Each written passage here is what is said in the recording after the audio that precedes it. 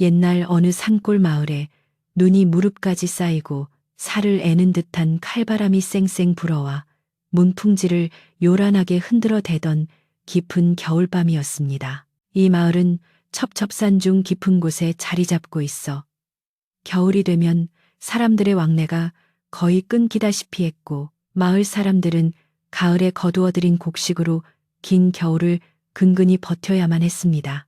그 중에서도 마을 끝자락 다 쓰러져가는 초가집 한 채가 위태롭게 서 있었는데, 이곳에는 부모님을 일찍 여의고 홀로 사는 소년 도리가 살고 있었습니다.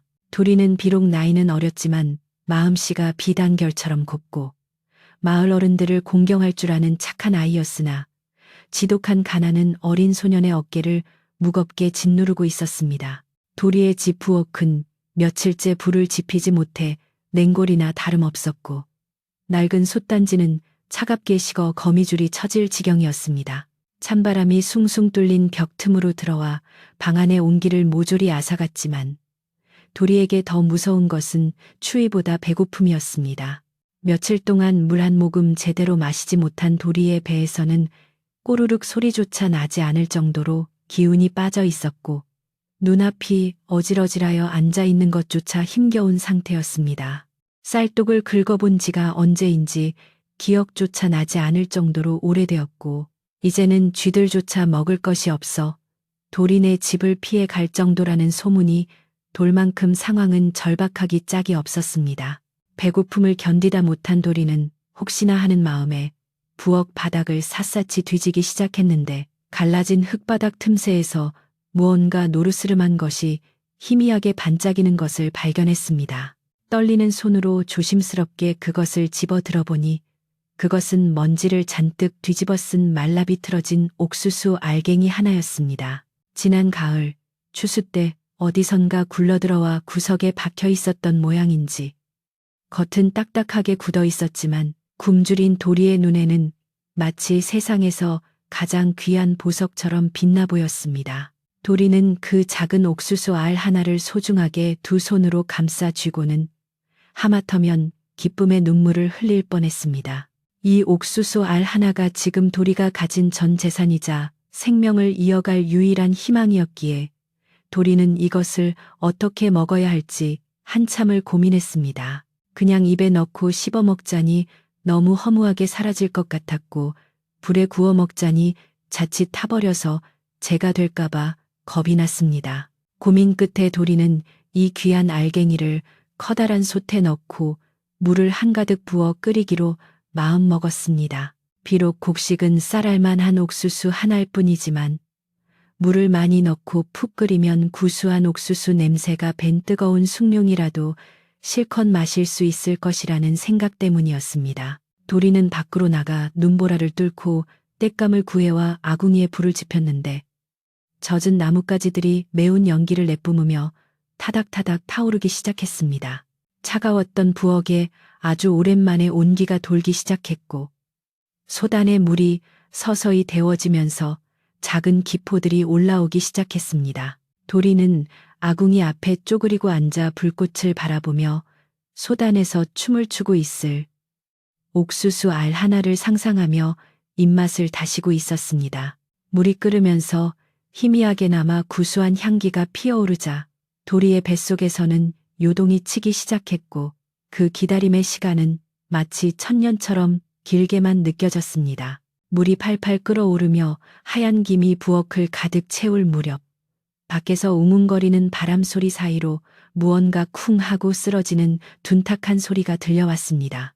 도리는 깜짝 놀라 귀를 기울였지만 거센 바람 소리 때문에 잘못 들은 것인가 싶어 다시 불길을 조절하려 했습니다.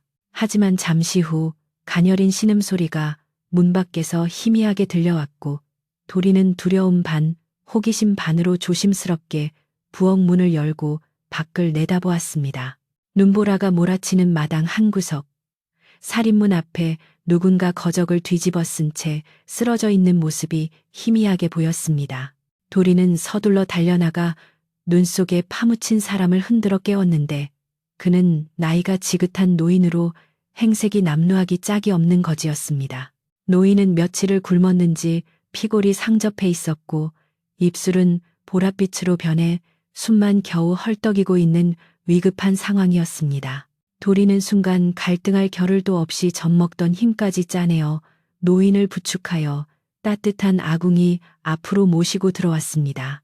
노인의 몸은 얼음장처럼 차가웠고 헝클어진 머리카락과 수염에는 고드름이 매달려 있어 그가 겪었을 추위와 고통을 짐작하게 했습니다. 도리는 노인을 아궁이 옆 가장 따뜻한 자리에 눕히고 집단을 모아 덮어주며 꽁꽁 언 손발을 주물러 녹여주기 시작했습니다. 한참을 그렇게 정성껏 보살피자 노인은 가늘게 눈을 뜨며 물을 찾는 듯 입술을 달싹거렸는데 목소리가 너무 작아 잘 들리지 않을 정도였습니다. 도리는 솥에서 펄펄 끓고 있는 자신의 유일한 식량인 옥수수 한 알이 들어간 뜨거운 물을 바라보았습니다. 저 물을 마시면 자신이 살 수 있지만 지금 당장 죽어가는 이 노인에게 주지 않으면 노인은 이 밤을 넘기지 못할 것이 분명해 보였습니다.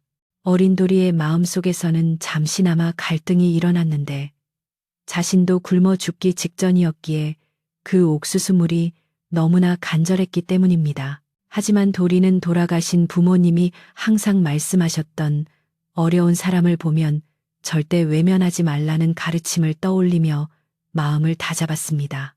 도리는 깨진 사기 그릇을 찾아 호우 불어가며 솥안에 뜨거운 물을 조심스럽게 퍼담았는데 우연인지 운명인지 솥 바닥을 굴러다니던 그 유일한 옥수수 알갱이가 그릇 안으로 톡 하고 떨어져 들어갔습니다. 도리는 잠시 그 옥수수 알을 바라보다가 떨리는 손으로 그릇을 들어 노인의 입가에 가져갔습니다. 할아버지, 정신 좀 차려보세요. 여기 뜨거운 물이 있어요. 이것 좀 드시고 기운을 차리세요. 도리는 노인의 상체를 힘들게 일으켜 세워 자신의 무릎에 기대게 한 뒤 조심스럽게 뜨거운 물을 흘려 넣어 주었습니다. 노인은 본능적으로 입을 벌려 뜨거운 물을 받아 마셨는데 목구멍으로 따뜻한 기운이 넘어가자 굳어있던 몸이 조금씩 풀리는 듯 했습니다. 도리는 옥수수 알갱이가 노인의 입으로 쏙 들어가는 것을 지켜보며 마른 침을 삼켰지만 결코 아까워하거나 후회하는 기색을 보이지 않았습니다.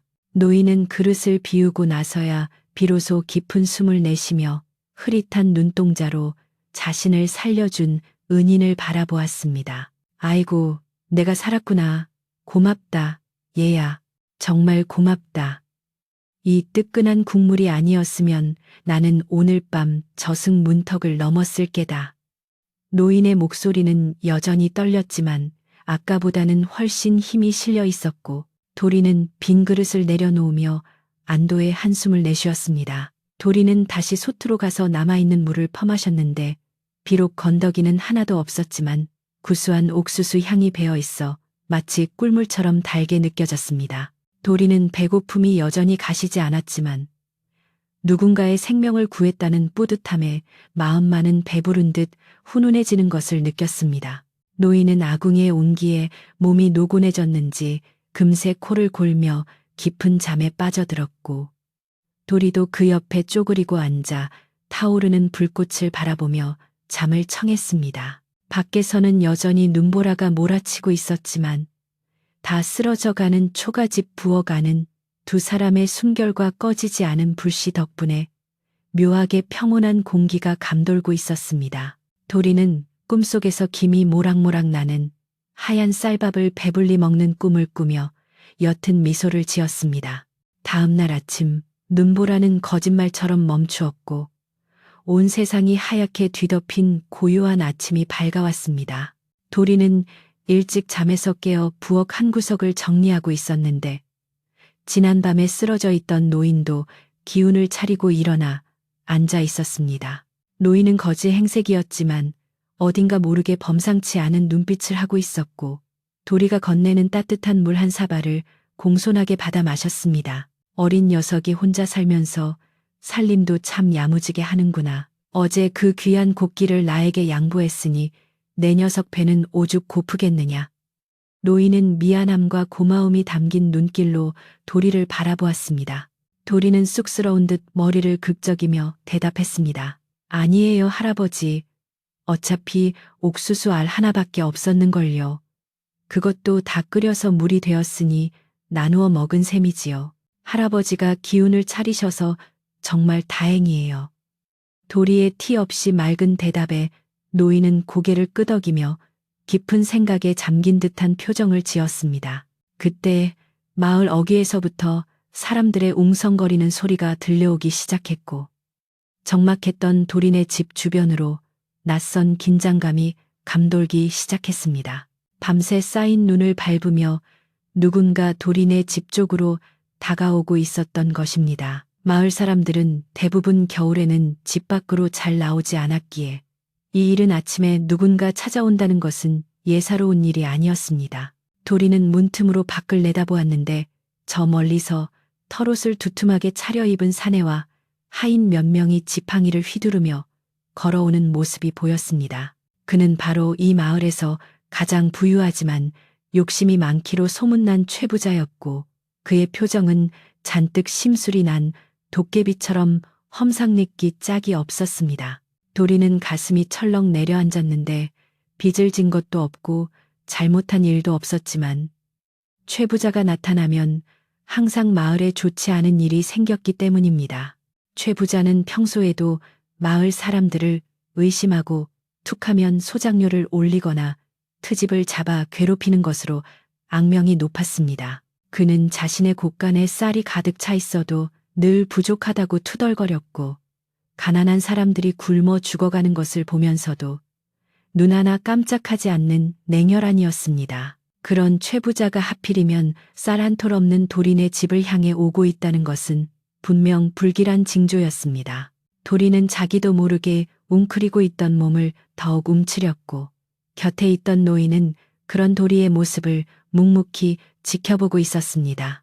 최부자가 도린의 집 살인문을 거칠게 걷어차며 들어왔을 때 마당에 쌓여있던 눈이 사방으로 튀었습니다. 이놈 도리놈 안에 있느냐? 썩 나오지 못할까? 최부자의 고함 소리가 쩌렁쩌렁 울리자 도리는 겁에 질린 표정으로 부엌 문을 열고 마당으로 나갔습니다. 어르신, 무슨 일로 아침부터 이렇게 오셨습니까요? 도리가 최대한 공손하게 허리를 굽혀 인사했지만 최 부자는 코웃음을 치며 지팡이로 도리의 가슴팍을 툭툭 쳤습니다. 최 부자의 뒤에 서 있던 하인들은 험악한 표정으로 주위를 두리번거리며 무언가를 찾는 듯 했습니다. 내 이놈 뻔뻔하게 시치미를 떼다니. 내 곳간에서 쥐새끼처럼 쌀을 훔쳐 간 놈이 바로 너지? 최 부자의 날벼락 같은 호통에 도리는 눈이 휘둥그레졌습니다. 네, 그게 무슨 말씀이세요? 저는 쌀을 훔친 적이 없습니다. 맹세코 남의 물건에 손을 댄 적이 없어요. 도리가 억울함에 목소리를 높였지만 최 부자는 들은 척도 하지 않았습니다. 이 마을의 굴뚝에서 연기 나는 집이 내 집밖에 없더구나. 쫄쫄 굶어 죽어가던 놈이 무슨 수로 아궁이에 불을 떼고 밥을 해먹었겠느냐. 분명 내 곳간에서 훔친 쌀로 배를 채운 게지. 최 부자의 억지 주장은 기가 막힐 노릇이었지만 힘없는 도리가 맞서기에는 상대가 너무나 거대했습니다. 도리는 어젯밤 주운 옥수수 알 하나로 물을 끓여 먹었을 뿐이라고 설명하려 했지만 입이 얼어붙어 말이 쉽게 나오지 않았습니다. 게다가 집 안에는 낯선 거지가 누워 있으니 최 부자가 이것을 보면 또 무슨 트집을 잡을지 몰라 걱정이 태산 같았습니다. 도리는 떨리는 목소리로 다시 한번 결백을 주장했습니다. 어르신, 정말입니다. 저는 훔치지 않았습니다. 부엌에 가서 보시면 아실 거예요. 쌀독은 텅 비어 있습니다. 최 부자는 음흉한 미소를 지으며 하인들에게 눈짓을 보냈습니다. 그래? 그렇다면 내 눈으로 직접 확인해 봐야겠다. 여봐라. 샅샅이 뒤져라. 쌀 한 톨이라도 나오면 이놈을 관아에 넘겨 아주 뜨거운 맛을 보게 해줄 테다. 하인들은 신이 난 듯 부엌으로 우르르 몰려들어갔고 도리는 그들을 막을 힘이 없어 발만 동동 구를 뿐이었습니다.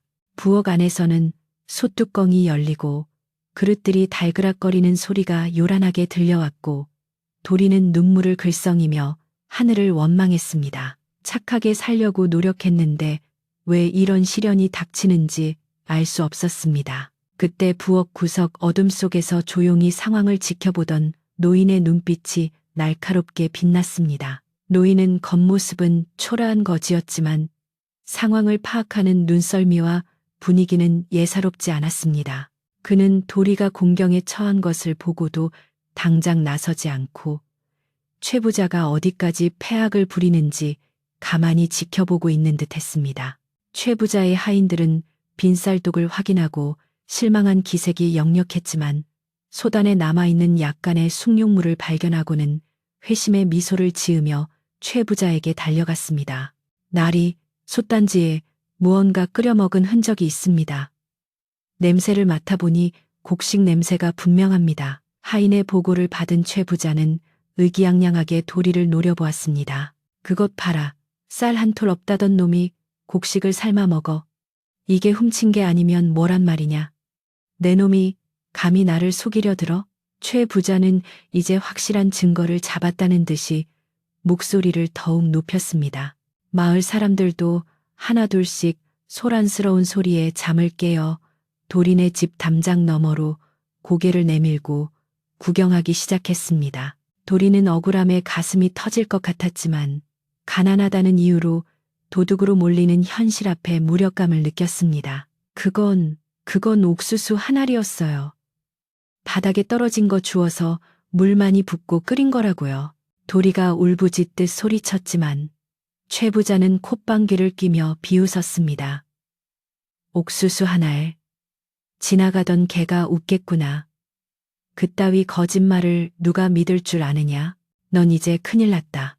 최 부자의 으름장에 도리는 주저앉아 펑펑 울기 시작했고 그 울음소리는 차가운 겨울 아침의 공기를 찢고 메아리 쳤습니다. 바로 그때 마을 어귀에서 누군가가 헐레벌떡 뛰어오는 모습이 보였습니다. 그는 도리네 옆집에 사는 사머리 아주머니였는데 평소 도리를 친자식처럼 아껴주던 분이었습니다. 사머리 아주머니는 최 부자가 도리네 집으로 갔다는 소문을 듣고 밭일을 하다 말고 한달음에 달려온 것이었습니다. 그녀는 숨을 헐떡이며 도리를 가로막고 섰습니다. 아이고, 최 부자 어른. 이게 무슨 날벼락입니까? 우리 도리는 법 없이도 살착한 아이예요. 도둑질이라니요. 말도 안 됩니다.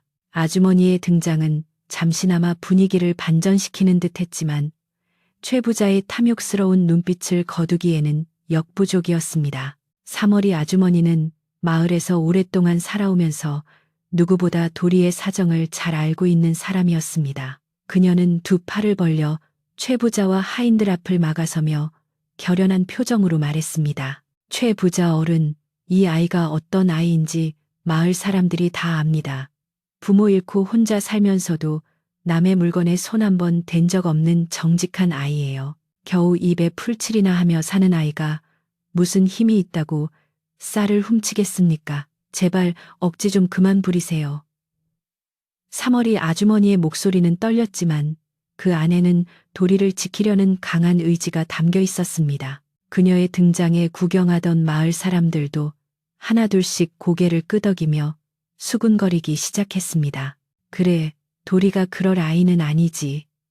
저 어린 것이 배를 타무면 팔았지 도둑질을 할 리가 없어. 사람들의 동조하는 분위기가 형성되자 최 부자의 눈썹이 꿈틀거렸습니다. 하지만 최 부자는 그리 호락호락한 사람이 아니었습니다. 그는 사머리 아주머니를 위아래로 훑어보며 비릿한 웃음을 흘렸습니다. 이거 참 가난뱅이끼리 서로 감싸고 도는 꼴이라니 눈물겨워서 못 봐주겠구먼. 네가 이놈 속을 어찌 다 안다고 장담하느냐. 굶어 죽게 생겼는데 양반 체면이 무슨 소용이고 정직이 다 무슨 소용이야. 배고픈 쥐가 고양이 무서운 줄 모르고 덤비는 법이지. 내 곳간 쌀이 줄어든 게 분명한데 이 마을에서 굴뚝 연기 피운 놈은 이놈 하나뿐이니 범인이 아니고 뭐란 말이냐? 최 부자의 말은 논리보다는 억지에 가까웠지만 그가 가진 재력과 권세 때문에 감히 대놓고 반박하는 사람은 아무도 없었습니다. 사머리 아주머니는 분통이 터져 얼굴이 붉어졌지만 최 부자의 서슬퍼런 기세에 눌려 더 이상 말을 잇지 못하고 입술만 깨물었습니다. 최 부자는 사머리 아주머니를 거칠게 밀치고 다시 도리에게 다가갔습니다. 비켜라. 내 눈으로 직접 확인하기 전에는 한 발짝도 물러나지 않겠다. 너희들이 짜고 나를 속이려는 모양인데 어림없는 소리. 최 부자는 지팡이로 도리의 어깨를 쿡쿡 찌르며 으름장을 놓았습니다. 도리는 어깨가 욱신거렸지만 아픈 줄도 모르고 그저 억울한 마음에 눈물만 흘렸습니다. 어르신, 제발 믿어주세요. 훔친 쌀이 아니라 바닥에 떨어진 옥수수 한 알이었다고요. 믿기지 않으시겠지만 정말이에요. 도리가 다시 한번 호소했지만 최 부자는 콧방귀를 뀌며 들으려 하지 않았습니다. 옥수수 한 알로 물을 끓여 그게 말이 된다고 생각하느냐. 지나가던 소가 웃을 일이다. 그때 부엌 쪽에서 웅성거리는 하인들의 소리가 들려왔습니다. 나리, 여기 좀 보십시오. 부엌 안쪽에 웬 거지가 한 명 누워 있습니다. 하인의 외침에 최 부자의 눈이 번쩍 뜨였습니다. 거지? 웬 거지란 말이냐? 최 부자는 도리를 매섭게 노려보며 소리쳤습니다. 이놈, 혼자 산다더니 집에 딴 놈을 숨겨두고 있었구나. 저놈이 공범이냐? 훔친 쌀을 나눠 먹은 놈이 저놈이로구나. 도리는 화들짝 놀라 손사래를 쳤습니다. 아니에요. 어젯밤에 우리 집 앞에 쓰러져 계시던 분이에요. 얼어 죽을 것 같아서 안으로 모신 것뿐이에요. 도둑질과는 아무 상관없는 분이에요. 도리의 해명에도 불구하고 상황은 점점 꼬여만 갔습니다. 최 부자는 성큼성큼 부엌으로 걸어가더니 아직 잠이 덜 깬 듯 멍하니 앉아있는 노인을 밖으로 끌어내라고 명령했습니다. 하인들은 늙고 병약해 보이는 노인을 짐짝처럼 들어 마당 눈밭 위로 내동댕이 쳤습니다. 아이고, 이게 무슨 날벼락인가. 노인은 힘없는 목소리로 신음하며 차가운 눈바닥에 쓰러졌습니다. 도리는 비명을 지르며 노인에게 달려가 그를 부축했습니다. 할아버지, 괜찮으세요? 이러지 마세요. 이분은 아무 잘못도 없어요. 도리는 자신의 몸으로 노인을 감싸 안으며 하인들을 노려보았습니다. 그토록 순하고 여리던 도리의 눈에서 처음으로 도끼 어린 불꽃이 튀었습니다. 최 부자는 눈밭에 쓰러진 노인의 행색을 보며 혀를 찼습니다. 꼴을 보니 딱 밥 빌어먹는 거지 놈이군.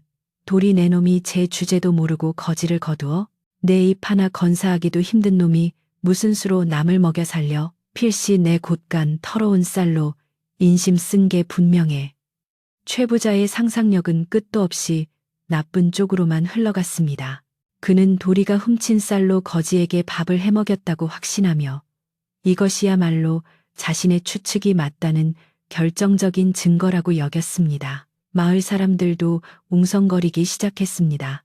아무리 착한 도리라지만 자기 먹을 것도 없는 처지에 낯선 거지를 거두어 먹였다는 것은 상식적으로 이해하기 힘든 일이었기 때문입니다. 도리는 가슴이 답답하여 터질 것만 같았습니다. 진실을 말해도 아무도 믿어주지 않는 상황이 너무나 원망스러웠습니다. 어르신, 정말 옥수수 한 알이었어요.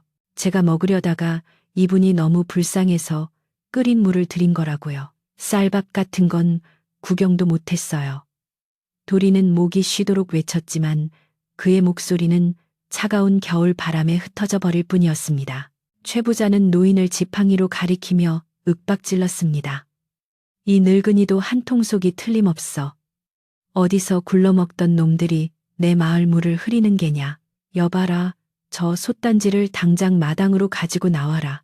그 안에 무엇이 들었는지 내 눈으로 똑똑히 봐야겠다. 하인들은 낑낑거리며 부엌에서 커다란 가마솥을 떼어 마당으로 들고 나왔습니다. 솥 안에는 도리와 노인이 마시고 남은 약간의 물이 찰랑거리고 있었고 희미하게나마 구수한 냄새가 풍겼습니다. 최 부자는 솥 안을 들여다보며 회심의 미소를 지었습니다. 이 냄새를 맡아봐라. 이건 분명 곡식을 삶은 냄새다. 맹물을 끓여서 이런 냄새가 날 리가 없지. 쌀을 삶아 먹고 남은 숭늉이 아니고 뭐란 말이냐? 최 부자는 마치 대단한 범죄 현장이라도 잡아낸 형사처럼 의기양양하게 소리쳤습니다. 하인들도 맞장구를 치며 그렇습니다. 나리. 이건 쌀 냄새가 분명합니다. 라며 거들었습니다. 도리는 억울함에 땅을 치며 통곡했습니다. 그건 옥수수 냄새예요. 옥수수 하나를 넣고 끓여서 나는 냄새라고요. 하지만 최 부자에게 옥수수 한 알이라는 말은 그저 비겁한 변명으로밖에 들리지 않았습니다. 끝까지 거짓말을 하는구나. 옥수수 한 알로 이런 냄새가 날 리가 없어. 분명 쌀을 한 변박은 넣고 끓였을 게다. 남은 밥알은 어디다 숨겼느냐, 땅에 묻었느냐, 아니면 저 거지 뱃속에 다 들어갔느냐? 최 부자는 도리의 말을 철저히 무시하며 점점 더 몰아붙였습니다. 그때 옆에서 지켜보던 사머리 아주머니가 참다 못해 다시 나섰습니다. 그녀는 도리의 어깨를 감싸 안으며 최 부자를 향해 또렷한 목소리로 말했습니다. 어르신, 너무하십니다. 소단을 보세요. 밥알이 하나라도 있습니까? 정말 쌀을 훔쳐다 밥을 해먹었다면 밥풀 하나라도 묻어 있어야 할 것 아닙니까? 맑은 물뿐인데 어찌 도둑으로 몬단 말입니까? 사머리 아주머니의 지적은 정확했습니다. 소단에는 정말 맑은 물만 남아 있었고 밥알의 흔적은 찾아볼 수 없었습니다. 마을 사람들도 그제야 그래, 밥을 했으면 눌어붙은 자국이라도 있어야지 라며 수군거렸습니다. 최 부자는 순간 당황한 듯 했지만 곧바로 표정을 바꾸며 더 크게 소리쳤습니다. 이것들이 아주 작당을 했구나. 증거를 없애려고 설거지까지 싹 해놓은 모양인데 냄새까지 지우지는 못했어. 그리고 이 거지가 증인이야. 며칠 굶은 거지가 맹물만 마시고 저렇게 멀쩡하게 살아날 수 있겠느냐. 분명 든든하게 쌀밥을 먹었으니 기운을 차린 게지. 최 부자의 억지는 끝이 없었습니다. 그는 자신의 실수를 인정하기보다는 억지로라도 죄를 만들어 뒤집어 씌우려는 신보였습니다.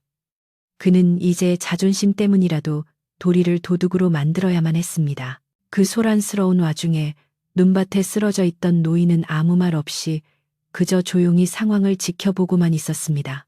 그는 고통스러운 표정을 짓고 있었지만 그 와중에도 최 부자의 표정 하나하나, 마을 사람들의 반응 하나하나를 놓치지 않고 관찰하는 듯 했습니다. 그의 깊은 눈동자는 최 부자의 탐욕과 도리의 억울함, 그리고 마을 사람들의 방관과 동정 사이를 꿰뚫어 보고 있었습니다. 노인은 도리가 자신을 감싸느라 얇은 옷 하나만 입고 추위에 떨고 있는 것을 보고는 슬그머니 자신의 낡은 거적을 끌어당겨 도리의 등 뒤에 덮어주었습니다. 도리는 등 뒤에서 느껴지는 온기에 깜짝 놀라 뒤를 돌아보았습니다. 노인은 힘없는 미소를 지으며 도리의 손을 꼭 잡아주었습니다. 미안하다, 얘야. 나 때문에 네가 곤욕을 치르는구나. 노인의 따뜻한 한마디에 도리는 왈칵 눈물을 쏟았습니다. 아니에요, 할아버지. 할아버지는 잘못 없으세요. 제가 가난한 게 죄지요. 도리의 서러운 울음소리에 사머리 아주머니도 눈시울을 붉혔고 구경하던 마을 아낙네들도 옷고름으로 눈물을 훔쳤습니다. 하지만 최 부자만은 그 모습이 가증스럽다는 듯 혀를 찼습니다. 짜고 치는 연기는 그만둬라. 내 인내심도 이제 바닥이 났다. 최 부자는 하인들에게 명령했습니다. 이 녀석 집안을 샅샅이 뒤져서 숨겨둔 쌀을 찾아내라. 만약 쌀이 나오지 않으면 이 집이라도 팔아서 내 쌀값을 받아내야겠다. 그리고 저 솥단지는 증거물이니 당장 관하로 가져가도록 해라. 최 부자의 명령에 하인들은 다시 집 안으로 들어가 세간살이를 마구잡이로 끄집어내기 시작했습니다. 깨진 항아리, 낡은 이불, 다 떨어진 옷가지들이 마당으로 내던져졌습니다. 도리의 소중한 보금자리가 순식간에 난장판이 되어가고 있었습니다. 도리는 하인들의 다리를 붙잡고 매달렸습니다. 제발 이러지 마세요. 여긴 부모님이 남겨주신 집이에요. 쌀은 정말 없어요. 도리가 아무리 애원해도 하인들은 멈추지 않았습니다. 집안은 텅 비어 있었기에 쌀이 나올 리 만무했지만 그들은 벽을 뜯어내고 구들장까지 들춰낼 기세였습니다.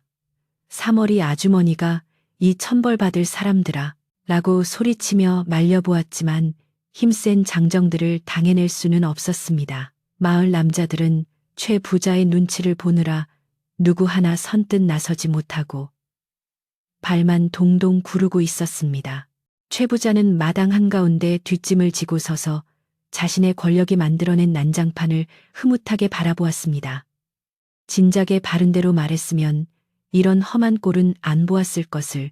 가난한 놈들은 꼭 매를 들어야 말을 듣는다니까. 그는 도리의 고통을 즐기는 듯 잔인한 미소를 띠고 있었습니다. 바람은 더욱 거세게 불어와 눈보라를 일으켰고 부서진 문짝과 흩어진 살림살이 위로 하얀 눈이 덮이기 시작했습니다. 도리의 집은 마치 폭격을 맞은 듯 처참한 몰골로 변해가고 있었고 도리는 망연자실하여 눈밭에 주저앉고 말았습니다. 그때 집안을 뒤지던 하인 하나가 부엌 천장 구석에서 조그만 주머니 하나를 발견하고 소리를 질렀습니다. 나리, 여기 무언가 숨겨둔 것이 있습니다. 하인이 들고 나온 것은 도리가 돌아가신 어머니의 유품으로 간직하고 있던 색동 주머니였습니다. 최 부자는 눈을 번뜩이며 그 주머니를 낚아챘습니다. 오라, 여기에 훔친 쌀을 숨겨두었구나. 드디어 꼬리가 잡혔어. 최 부자는 승리감에 도취되어 주머니 끈을 거칠게 풀었습니다. 모두가 숨을 죽이고 최 부자의 손끝을 주시했습니다. 과연 그 안에서 쌀이 나올 것인가? 아니면 도리의 결백이 증명될 것인가?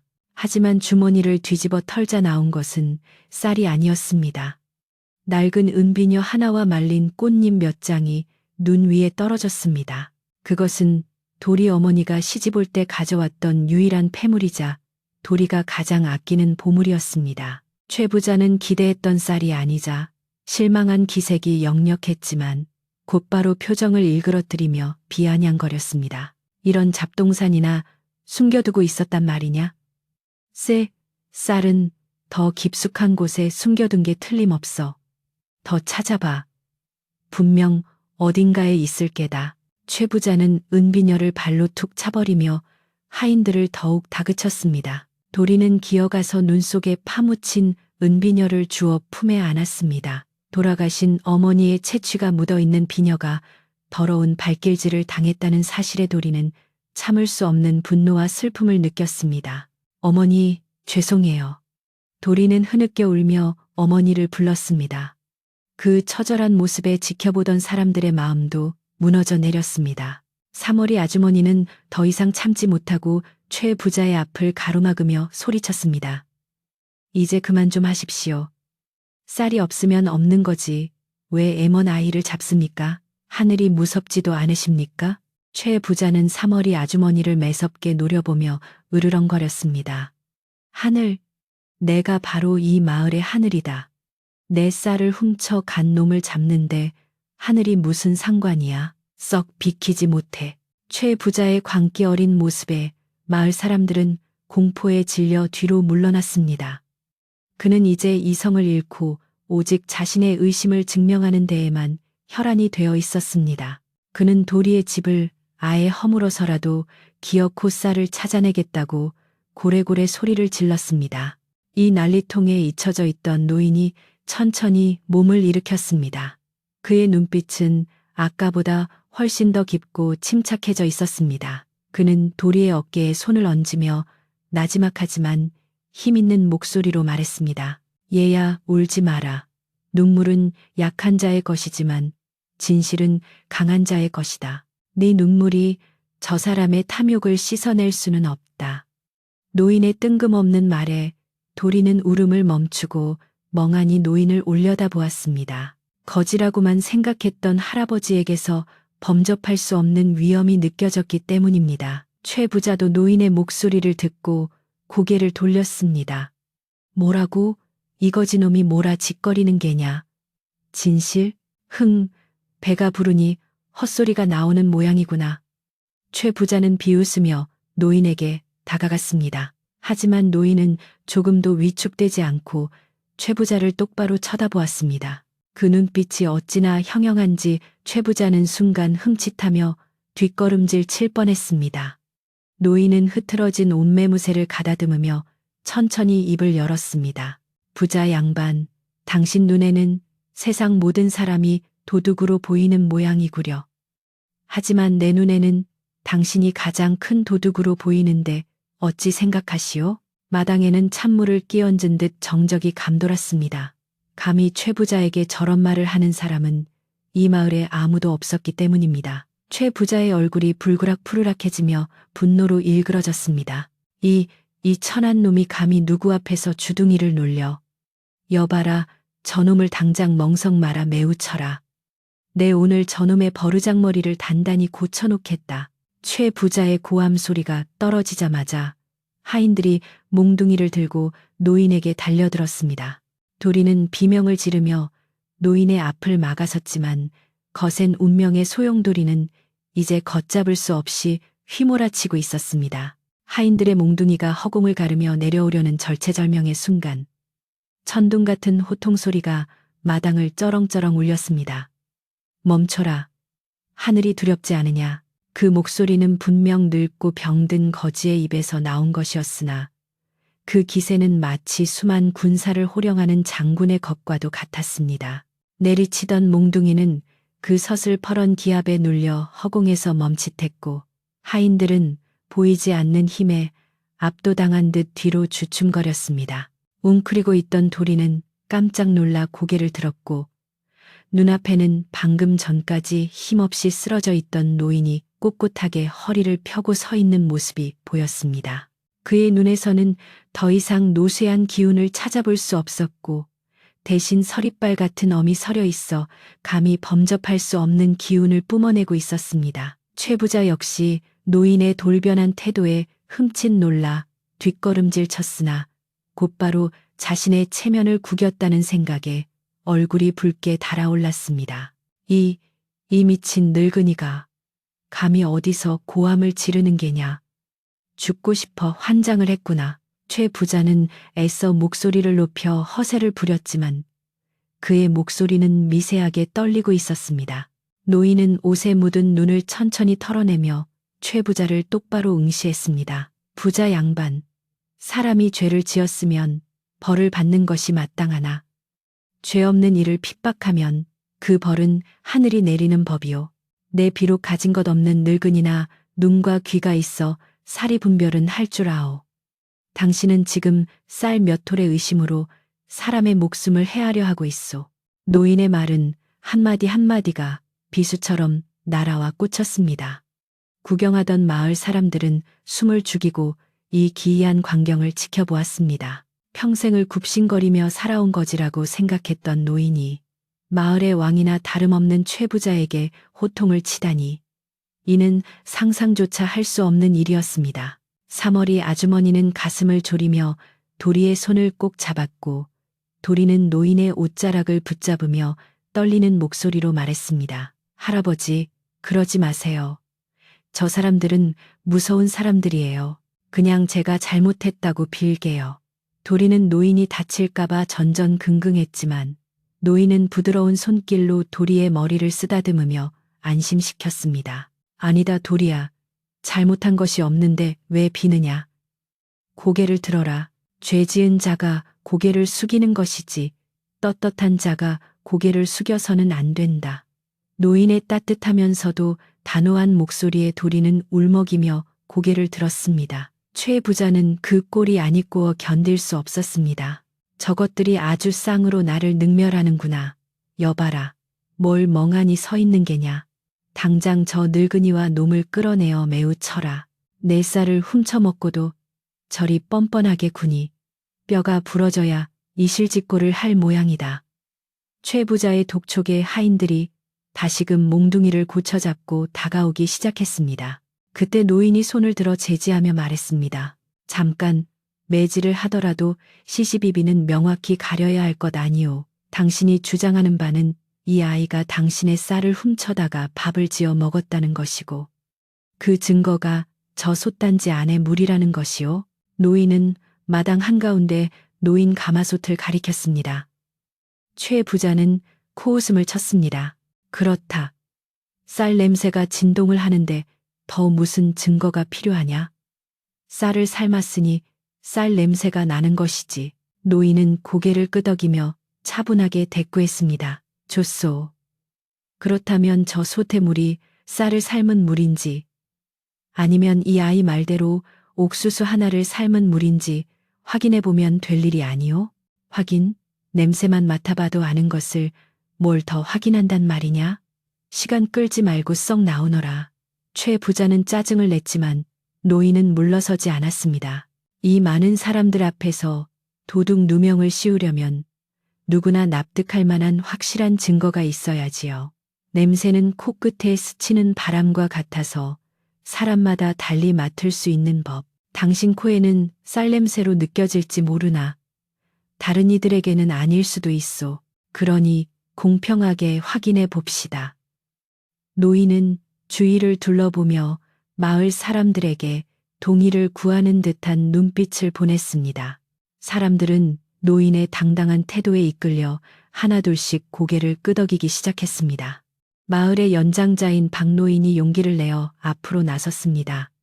최 부자 어른, 저 노인의 말도 일리가 있습니다.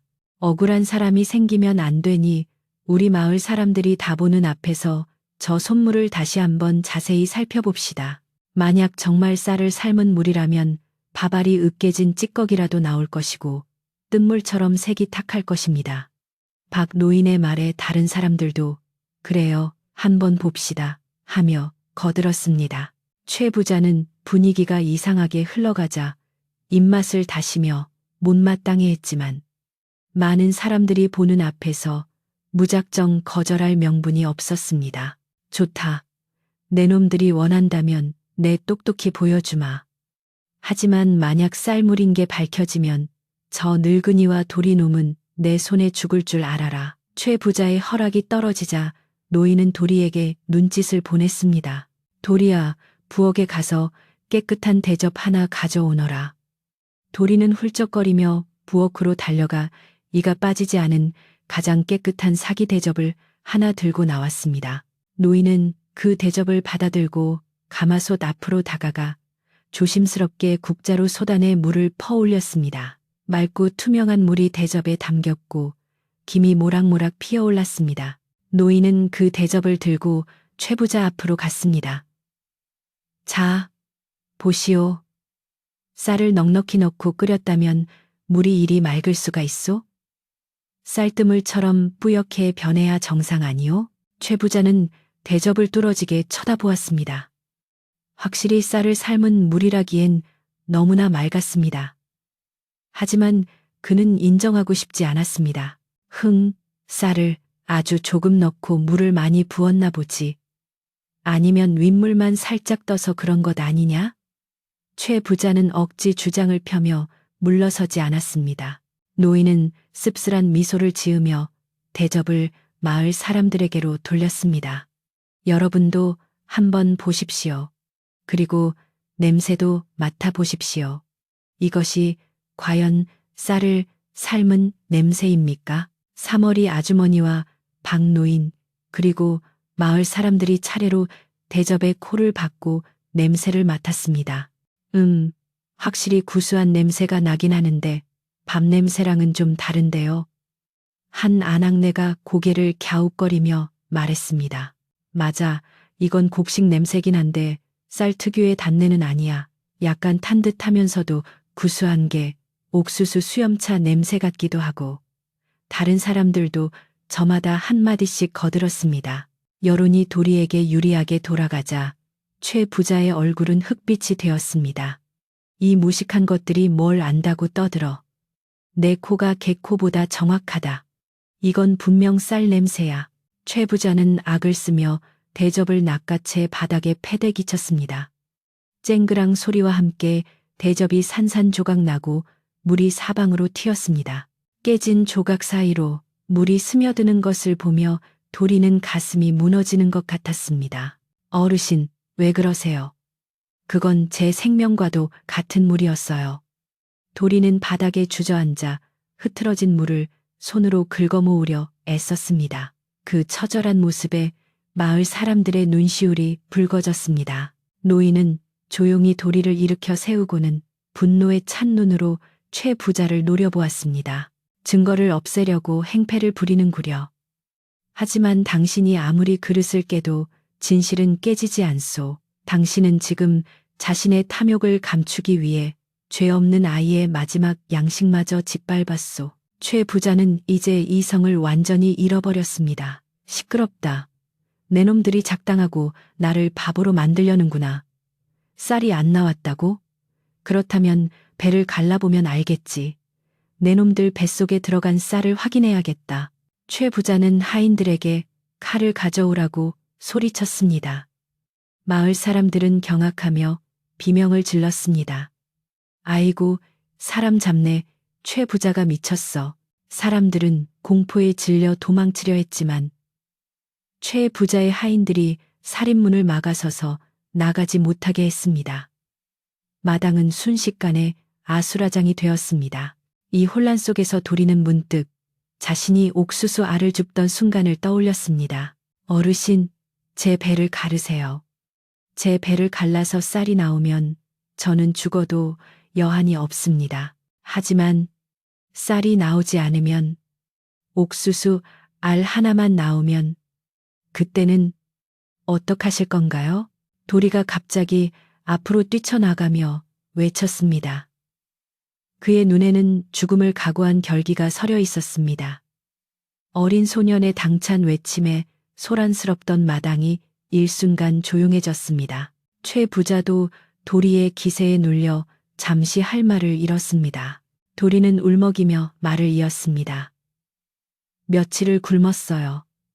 눈앞이 캄캄하고 배가 너무 아파서 쥐들이 갉아먹다 남긴 부스러기라도 찾으려고 부엌 바닥을 기어다녔어요. 그러다 갈라진 틈새에서 옥수수 알 하나를 발견했어요. 먼지투성이었지만 저한테는 금덩이보다 귀했어요. 그걸 그냥 먹으면 너무 빨리 없어질까봐 물을 한솥 붓고 끓였어요. 그런데 이 할아버지가 오셨어요. 저보다 더 배가 고파 보이셔서 그 물을 드렸어요. 그게 죄인가요? 제가 배를 갈라서 보여드릴게요. 제 뱃속엔 물밖에 없어요. 도리의 절규는 사람들의 가슴을 후벼 팠습니다.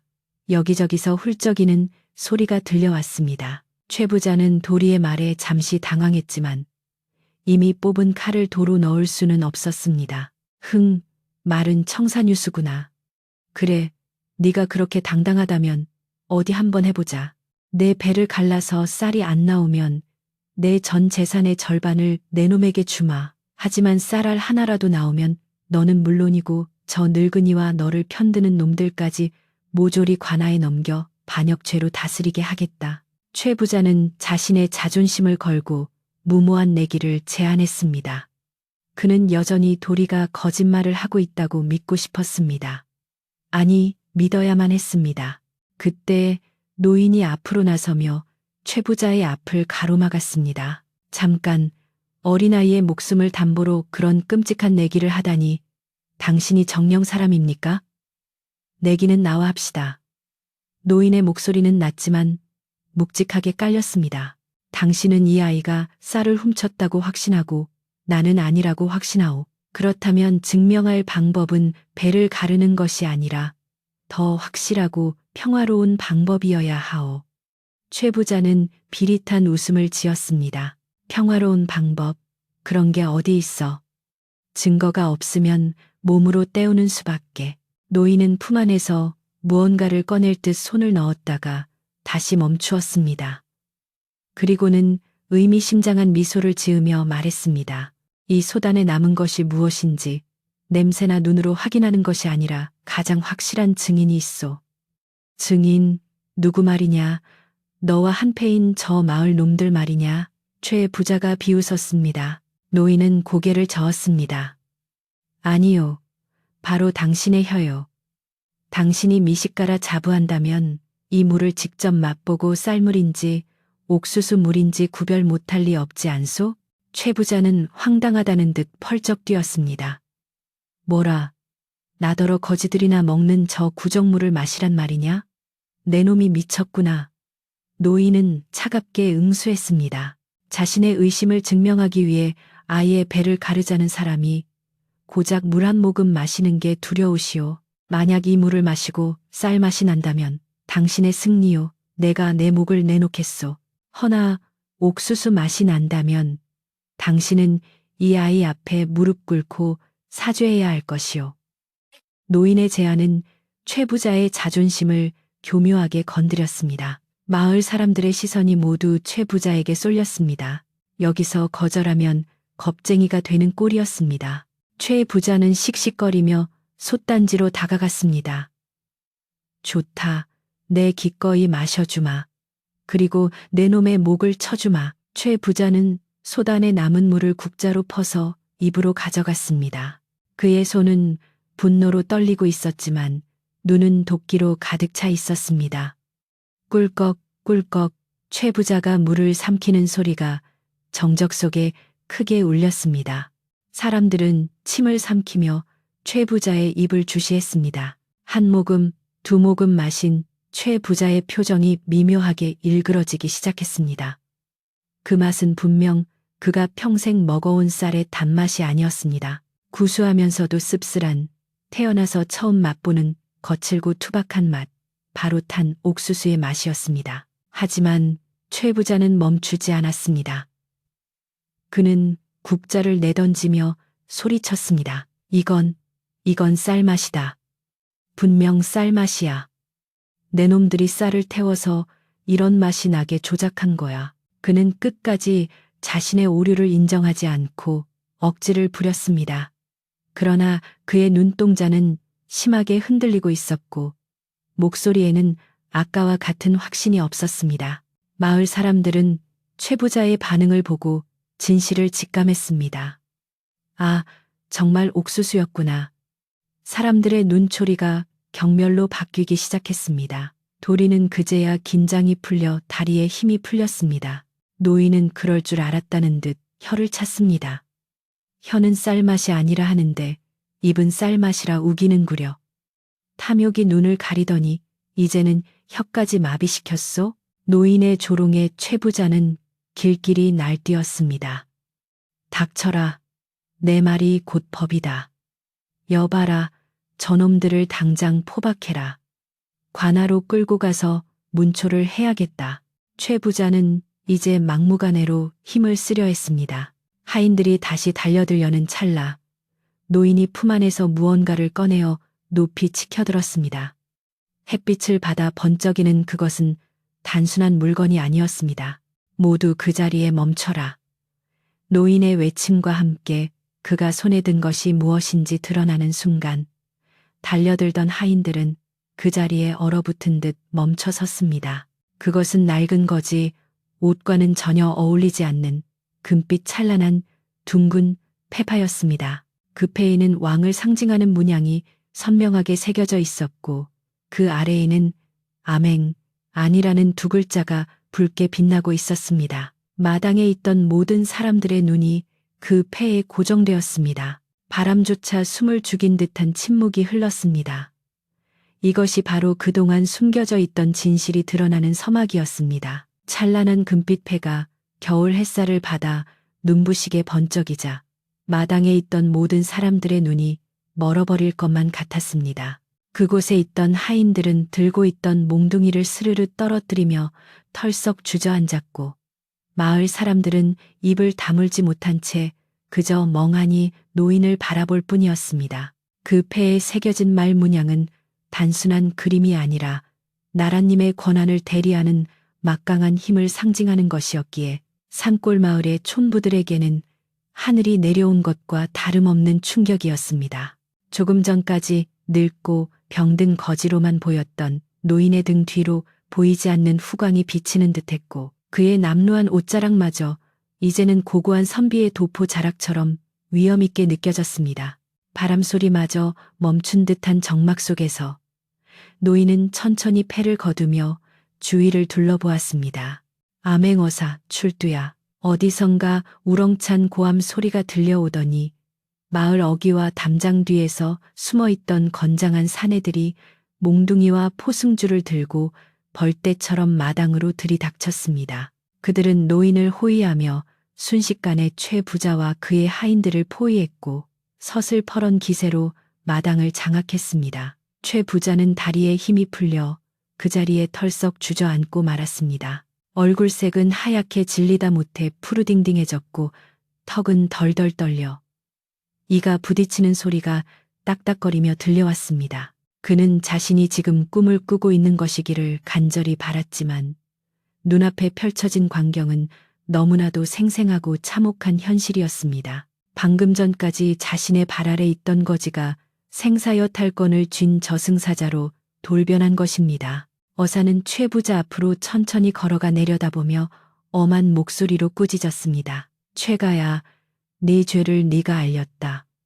나는 이 고을의 흉년을 살피고 백성들의 고충을 듣고자 천리 길을 걸어왔다.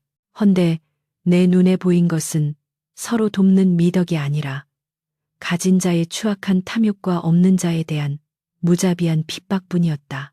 너는 곳간의 쌀이 썩어날 정도로 가득하면서도 굶어 죽어가는 어린아이의 마지막 희망인 옥수수 한 알마저 빼앗으려 들었다. 그것도 모자라 거짓 누명을 씌워 멍석마리를 하려 했으니 내 죄는 하늘을 찌르고도 남음이 있다.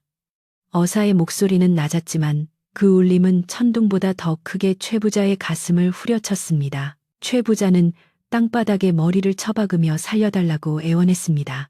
아이고, 나으리 죽을 죄를 지었습니다. 소인이 눈이 멀어 어르신을 알아보지 못하고 망령된 짓을 저질렀습니다. 제발 목숨만은 살려주십시오. 다시는 그러지 않겠습니다. 그는 콧물과 눈물로 범벅이 된 얼굴을 흙바닥에 비비며 비굴하게 빌었습니다. 조금 전까지 내가 곧 하늘이다 라고 외치던 위풍당당함은 온데간데 없고 오직 살고자 하는 본능만이 남은 초라한 짐승의 모습이었습니다. 그 모습을 지켜보던 마을 사람들은 10년 묵은 체증이 내려가는 듯한 통쾌함을 느끼면서도 한편으로는 권력 앞에 무너지는 인간의 나약함에 혀를 찼습니다. 어사는 차가운 눈으로 최 부자를 내려다보며 다시 물었습니다. 아까 네가 마신 물 말이다. 내 입으로 분명 쌀 맛이라고 했지. 지금 다시 묻겠다. 그 물이 정말 쌀을 삶은 물이었느냐 아니면 옥수수를 삶은 물이었느냐. 만약 이번에도 거짓을 고한다면 네 혀를 뽑아 엄히 다스릴 것이다. 최 부자는 사시나무 떨듯 떨며 기어가는 목소리로 대답했습니다. 오, 옥수수였습니다요. 구수하고 씁쓸한 옥수수 맛이 분명했습니다. 소인이 욕심에 눈이 멀어 거짓말을 했습니다. 용서해 주십시오, 나으리. 결국 최 부자의 입에서 진실이 토해지자 마당에 모인 사람들은 그럼 그렇지 하며 환호성을 질렀습니다. 도리는 멍하니 서서 이 모든 광경을 지켜보고 있었습니다. 너무나 갑작스러운 상황 변화에 머리가 따라가지 못해 얼떨떨하기만 했습니다. 자신을 때리려던 사람들이 포박당하고 무서운 최 부자가 흙바닥을 기고 있는 모습이 도무지 현실 같지가 않았습니다. 도리는 품에 안고 있던 어머니의 은비녀를 더욱 꽉 쥐었습니다. 어머니 보고 계세요? 저 할아버지가 우리를 구해주셨어요. 도리의 눈에서 참았던 눈물이 다시 주르륵 흘러내렸습니다. 이번에는 억울함의 눈물이 아니라 안도와 감사의 눈물이었습니다. 도리는 그제야 긴장이 풀리며 다리가 후들거려 자리에 주저앉고 말았습니다. 어사는 최 부자의 자백을 듣고 고개를 끄덕였습니다. 좋다. 내 입으로 죄를 시인했으니 더 이상의 문초는 필요 없겠다. 허나 네가 저지른 죄는 말 몇 마디로 씻을 수 있는 것이 아니다. 너는 이 마을에서 가장 부유한 자로서 마땅히 베풀어야 할 책무를 저버리고 오히려 가난한 이웃을 핍박하여 마을의 인심을 흉흉하게 만들었다. 이에 나는 너에게 벌을 내리노니 당장 내 곳간을 열어 굶주린 마을 사람들에게 쌀을 나누어 주거라.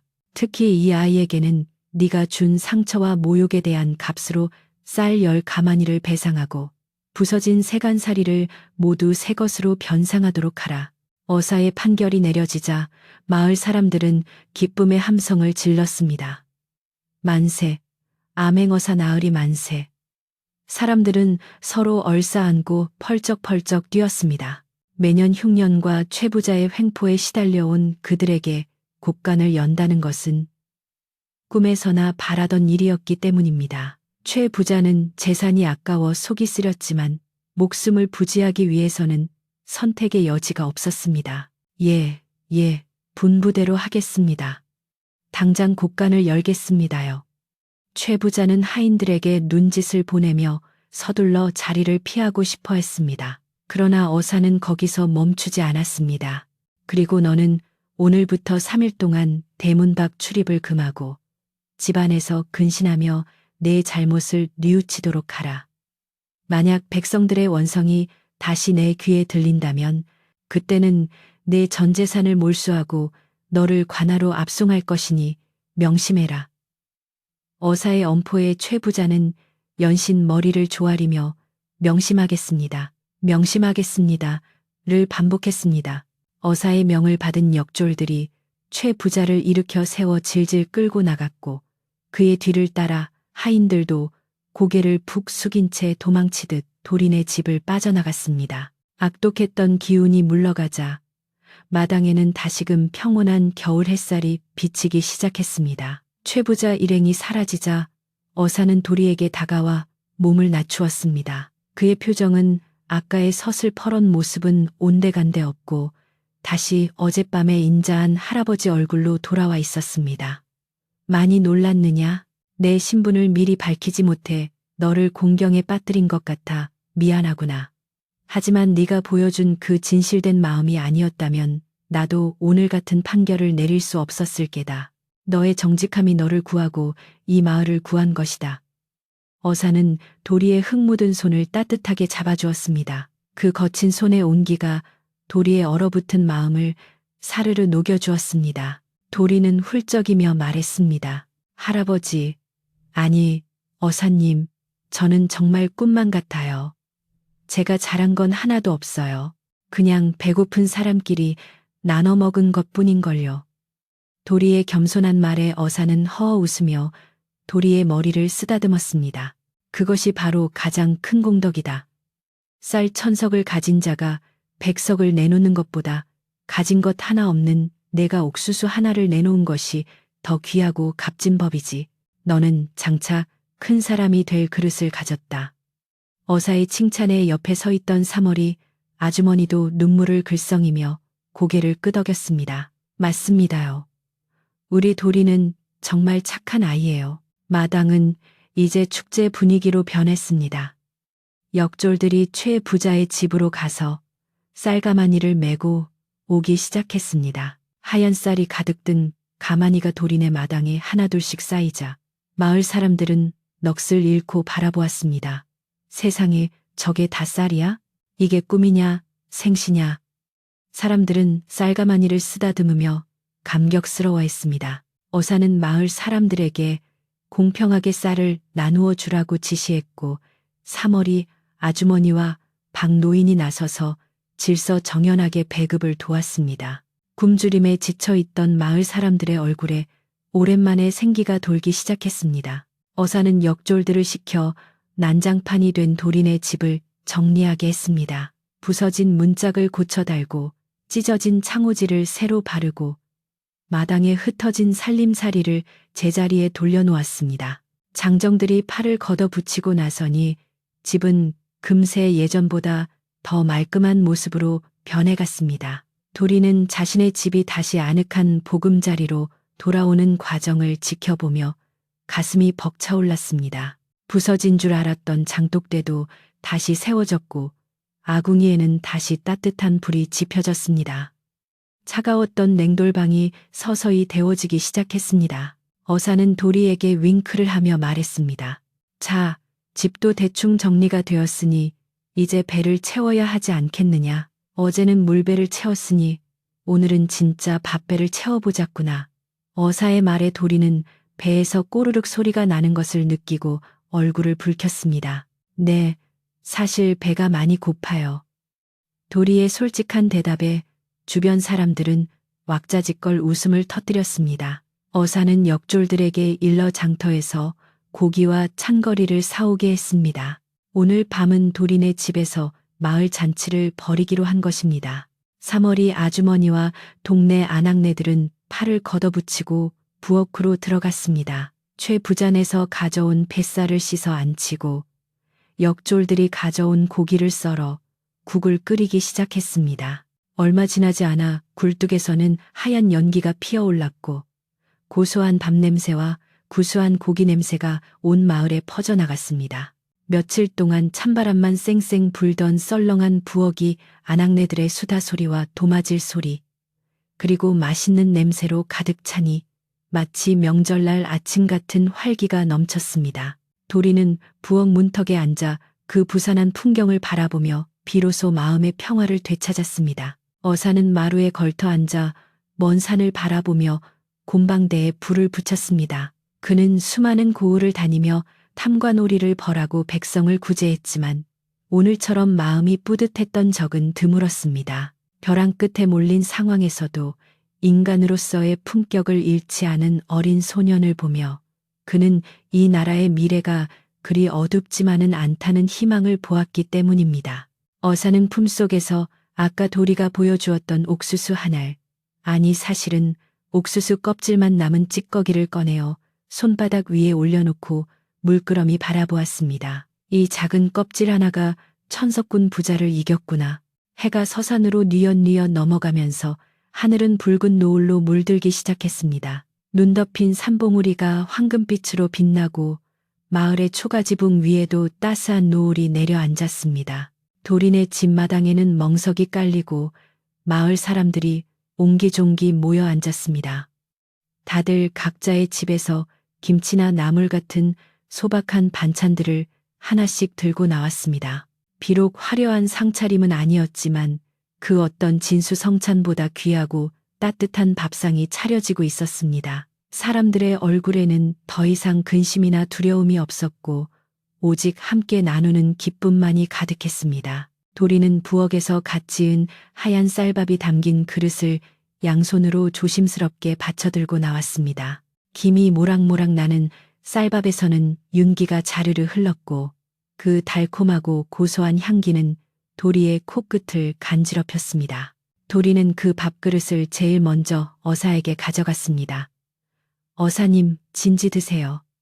도리가 공손하게 밥상을 올리자 어사는 빙그레 웃으며 고개를 저었습니다. 아니다. 이 밥의 주인은 내가 아니라 바로 너다. 네가 먼저 한 숟갈 뜨거라. 그래야 우리도 마음 편히 먹을 수 있지 않겠느냐? 어사의 권유에 도리는 쭈뼛거리며 숟가락을 들었습니다. 주위의 모든 사람들이 침을 꿀꺽 삼키며 도리의 입을 쳐다보았습니다. 도리가 떨리는 손으로 하얀 쌀밥을 한 숟가락 듬뿍 떠서 입안에 넣는 순간 입안 가득 퍼지는 따뜻하고 부드러운 감촉에 눈이 번쩍 뜨였습니다. 며칠 만에, 아니 몇 달 만에 맛보는 쌀밥의 맛은 말로 표현할 수 없을 만큼 황홀했습니다. 밥알이 씹힐 때마다 단물이 배어 나왔고 목구멍으로 넘어가는 따뜻한 기운이 온몸으로 퍼져나갔습니다. 도리의 눈가에 다시금 눈물이 고였지만 이번에는 슬픈 눈물이 아니었습니다. 맛있다. 정말 맛있어요. 도리가 감탄사를 내뱉자 와 하고 사람들이 환호성을 질렀습니다. 자, 이제 우리도 먹자. 잘 먹겠습니다. 마당은 순식간에 숟가락 부딪히는 소리와 쩝쩝거리는 소리, 그리고 웃음소리로 가득 찼습니다. 어사도 흐뭇한 표정으로 밥을 입에 넣었습니다. 찬바람이 불던 폐가나 다름없던 집이 사람들의 온기로 훈훈하게 데워지고 있었습니다. 어사는 이 따뜻한 풍경이 오래오래 지속되기를 마음속으로 빌었습니다. 밥을 먹는 동안 마을 사람들은 최 부자가 당했던 꼴을 이야기하며 웃음꽃을 피웠습니다. 그 콧대 높은 양반이 바닥을 기는데 내 속이 다 시원하더라니까. 그러게 말이야. 이제 우리 마을도 좀 살만해지겠어. 사람들은 어사에게 술을 한 잔 올리며 감사를 표했습니다. 어사는 술잔을 받아들고 껄껄 웃으며 덕담을 건넸습니다. 이 모든 것이 다 하늘의 뜻이고 여러분의 착한 심성 덕분이지요. 앞으로는 서로 돕고 의지하며 오순도순 사시구려. 술잔이 돌고 도는 사이 밤은 점점 깊어갔지만 추위를 느끼는 사람은 아무도 없었습니다. 도리는 밥을 배불리 먹고 나서 마루 기둥에 기대어 앉았습니다. 배가 부르니 졸음이 솔솔 몰려왔습니다. 꿈인지 생시인지 분간이 안 갈 정도로 행복한 하루였습니다. 옥수수 한 알이 불러온 기적 같은 일들이 머릿속을 스쳐 지나갔습니다. 어제까지만 해도 죽음을 생각했던 자신이 오늘 이렇게 많은 사람들과 함께 웃으며 배불리 밥을 먹고 있다는 사실이 믿기지 않았습니다. 도리는 하늘에 계신 부모님께 마음속으로 감사의 인사를 올렸습니다. 아버지, 어머니, 저 이제 괜찮아요. 저 혼자가 아니에요. 밤하늘에는 별들이 총총히 박혀 보석처럼 빛나고 있었고 초승달이 도린의 집 위를 은은하게 비추고 있었습니다. 마당에 피워놓은 모닥불이 타닥타닥 소리를 내며 타오르고 사람들의 이야기 소리는 자장가처럼 부드럽게 들려왔습니다. 어사는 도리가 꾸벅꾸벅 조는 모습을 보고는 자신의 겉옷을 벗어 덮어주었습니다. 고생 많았다, 아가. 오늘은 세상에서 가장 편안한 잠을 자거라.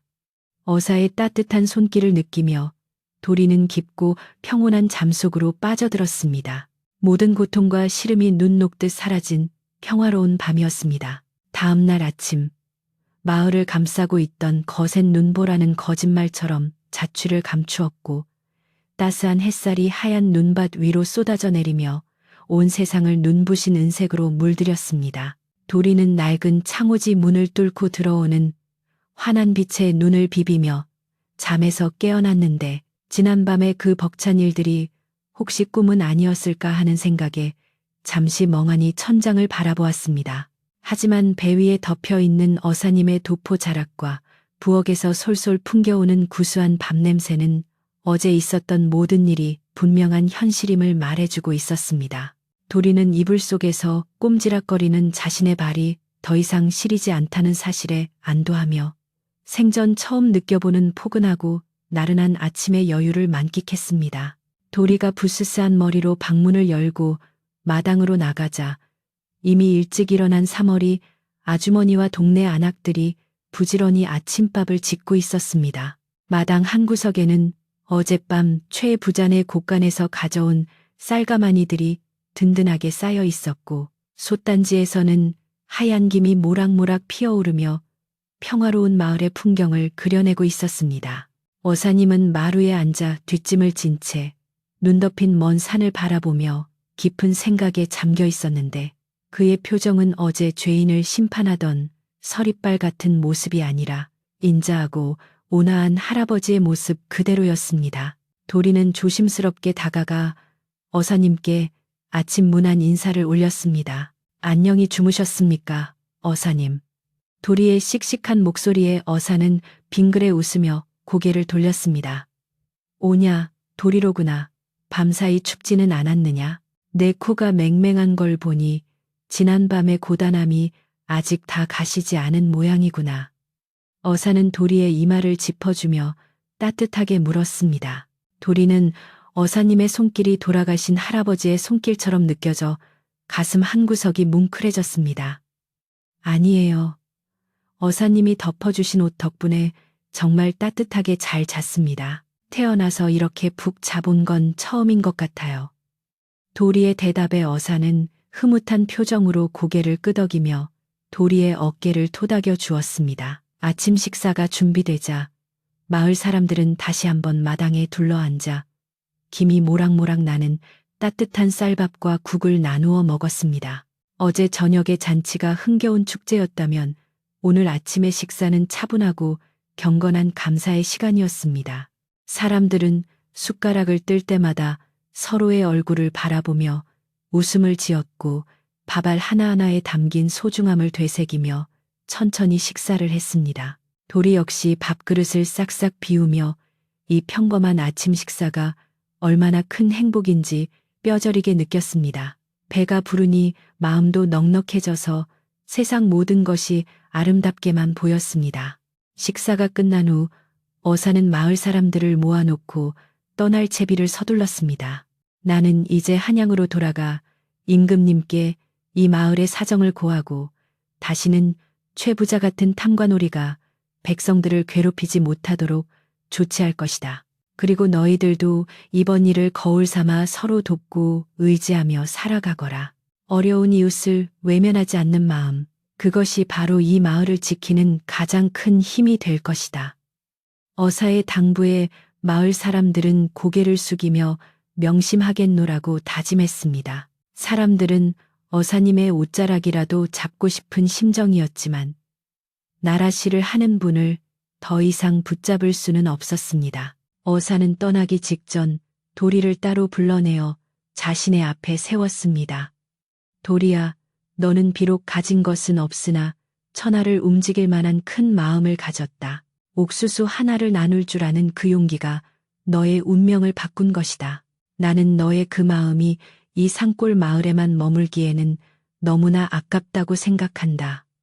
어사는 품 안에서 작은 주머니 하나를 꺼내어 도리의 손에 쥐어 주었습니다. 묵직한 주머니 안에는 엽전 꾸러미와 함께 옥수수 모양을 본뜬 작은 옥패가 들어 있었습니다. 도리는 놀란 눈으로 어사를 올려다 보았습니다. 이것은 내가 너에게 주는 선물이자 약속이다.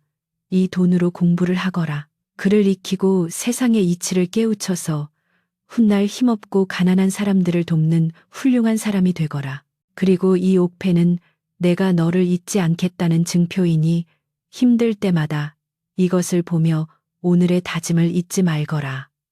어사의 말은 단순한 격려가 아니라 도리의 미래를 열어주는 축복과도 같았습니다. 도리는 감격에 겨워 말을 잇지 못하고 그저 눈물 젖은 눈으로 고개를 끄덕일 뿐이었습니다.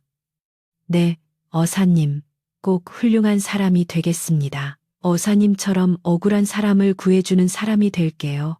어사는 도리의 머리를 한 번 더 쓰다듬어 주고는 마을 사람들의 환송을 받으며 역졸들과 함께 마을을 떠났습니다. 하얀 눈바 뒤에 길게 이어진 그들의 발자국을 보며 도리는 어사님의 뒷모습이 보이지 않을 때까지 손을 흔들었습니다.